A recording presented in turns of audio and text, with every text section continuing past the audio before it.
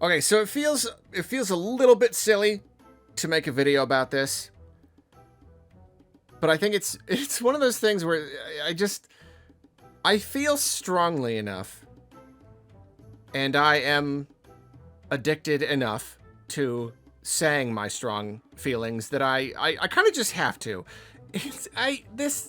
Okay, so Nintendo, they announced some sort of mystery feature coming to NSO, and they invited up to 10,000 participants to participate in a playtest of this service. And, I already did a whole video on that, the Nintendo Switch Online playtest program. Later this month, there is going to be some sort of thing.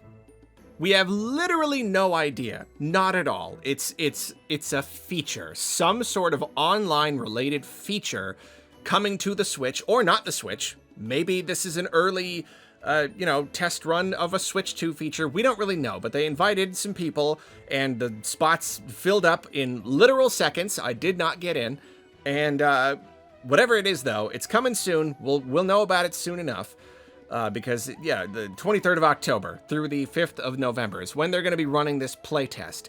And, okay, so all this is fine, but Nintendo contacted, the people who made it into the playtest, sent them follow-up emails or whatever, and it's too stupid to even say it. I'm so, it's frustratingly dumb. Nintendo said to these people, "We request that you do not discuss or disclose content from either the Nintendo Switch Online playtest program test software or website with others." They have asked everyone of those 10,000 people to not say anything. Now, 10,000 people. It's a lot of people. It's a lot of people. And this is not 10,000 journalists. This is not 10,000 people who work in the industry, developers, publishers, who know that if they share any of this information, then Nintendo's gonna see that, and oh no, Nintendo, they'll blacklist me. They'll never work with my organization ever again. No, this is 10,000 people who have literally nothing to lose. Just regular old people. Anybody with an NSO account and the expansion pass can sign up for this. They can get in. All it took was an email, essentially. And Nintendo is asking them all to not say anything. Don't share anything about this. And no, this is not an NDA, non-disclosure agreement. That's something you give to someone. You say, if you want me to share this information with you at all, you have to sign an NDA first.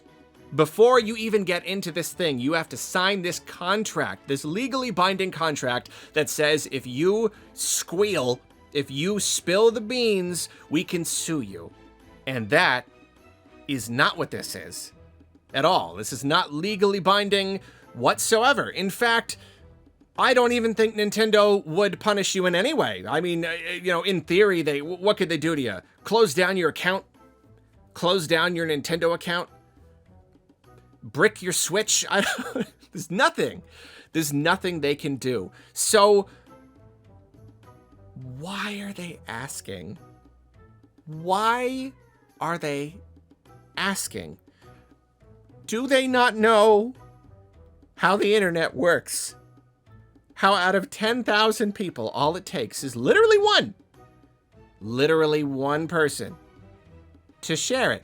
That's the internet. That's the data, sharing data. All it takes is one, and then that piece of data can be reproduced near infinitely and shared everywhere. All it takes is any one person.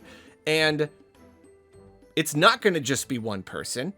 It's going to be a lot of people. And because, again, these people have nothing to lose.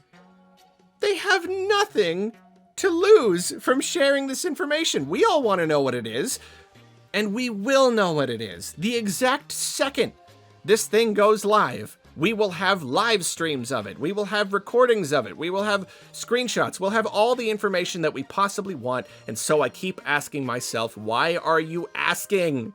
Why are you saying this? It's just like, okay, like, perhaps there is some reason, I don't know, legally? It can't be legally, but maybe there's some reason internally that they're like, okay, we know it's not going to stay a secret, but for some reason, it's important that we at least ask that it be a secret. You know what I mean? Some sort of dynamic at play where for some reason, they need to be able to at least say they asked. I don't know why that would be the case. I'm trying so hard. I'm reaching here. I'm trying to think of a reason why that would be important. But even so, even if there is some reasoning here, it's just embarrassing. You know what I mean?